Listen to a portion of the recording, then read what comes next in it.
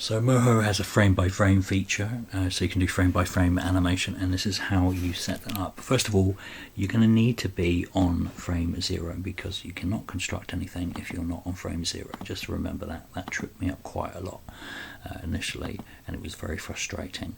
Then we select the frame by frame, and then what will happen is down, if you can see down here, you'll get a selection of new buttons. So there's new frame, you delete frame, and then also duplicate frame.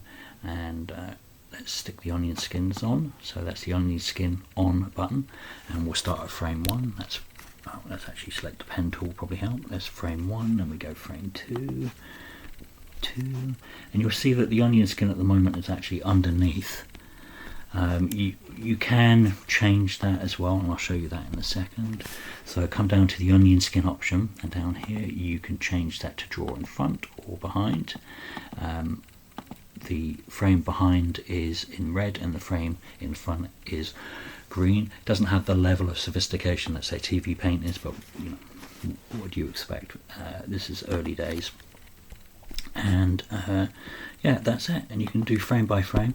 The good thing with this is that you can also take these extra frames out and you can turn them into normal frames as well, just as you would do anything else, because all this is just line work. You can take that out, pop that into your other layer and use that as a background. And yeah, that's a very basic quick introduction to how to use frame by frame in Moho.